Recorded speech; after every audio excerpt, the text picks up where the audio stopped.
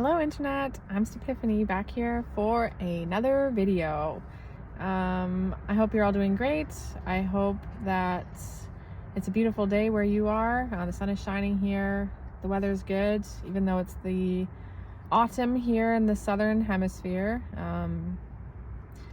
But it's always good to take advantage of the weather while you have it. So I'm going to jump right in. I'm going to be using for this video the Little Witch's Oracle again.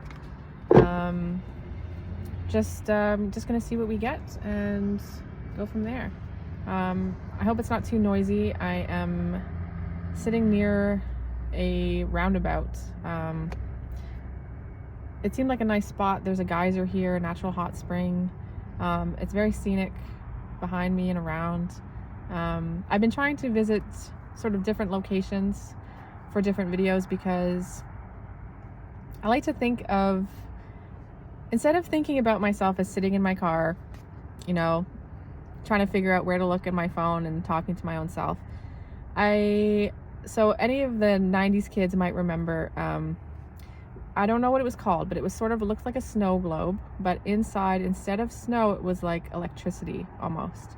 And when you'd put your hands on the ball, little lightning zaps would come towards your fingers. If anyone had one of these, you were the cool kids. I did not. If you know what I'm talking about, great. If not, sorry. But anyway, I think of myself as sitting here as a channel in that sense. I'm opening a portal in that sense, or me sitting here trying my best to create something of value and have some reflections and put myself out there in the world, as daunting and as terrifying as that really does feel for me. I like to think of the lightning coming down, from the sky, zapping towards where I'm sitting and opening a portal, and even if that portal is only, someone walking by has a laugh, that's still a little moment of joy that wouldn't have existed in this spot, in this place, if not for me sitting here. So with that image in mind, I'm just going to push on, and I'm going to see what comes through and try to keep my spirits up and stay positive.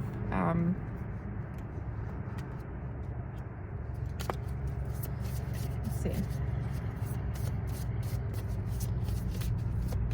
I like to think about making portals, wrinkles in space-time, and like I said, going to different places and doing silly things in public, which is not easy to do. To do embarrassing things where other people might see you, and that could be anything. That could be dancing while you walk down the street, or it could be singing out loud to the radio, at a red light, and someone in the next car hears you.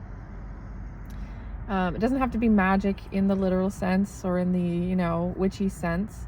But think about ways that you can change up your routine, or go to a new location, or put yourself authentically out in the world, in public. Because that really does bring, lightning down, in a sense. That really does give people a chance to see you, to see something that they wouldn't have seen. It gives you a chance to practice being brave and being seen. And you never know what might transpire because of it. And I always like to think about leaving energetic footprints as well. And, the spot where I'm sitting here, sorry about this, the truck's using their brakes here. The spot where I'm sitting right now, if there is, you can imagine the lightning coming down and zapping the spot, whoever parks here next, or whoever walks through this spot, they might have a little funny sense that, something weird happened here. And they won't know that it was me making this video, hopefully. But you never know what that does. You never know the butterfly effect. You never know what ripples come from your presence in the world. So that's actually a message that I've been feeling in terms of coming out of the hermit phase. And I saw 444 on the timer when I said that, which is the number of the angel number of being supported, being protected, especially by, your guides. being supported to push your limits, to push out of your boundaries. I'm wearing yellow for this as well, my color of courage, the sacral chakra. Finding courage to do something that you're scared to do, and not something that your intuition is telling you not to do, right? I'm not saying to play with fire because you've always been told not to, and now you've hurt yourself. No, it's not like that. It's what have you been wanting to do, but you've told yourself you can't, or that you shouldn't, or that people will judge you, or that it's embarrassing or silly or whatever else. And pushing against those limits to see what you are really capable of. Just as the lion in the Wizard of Oz, he thought he wasn't brave. He thought he didn't have courage. And by the end of the journey, he was meant to realize that he did have it all along. He just needed to find it and acknowledge it.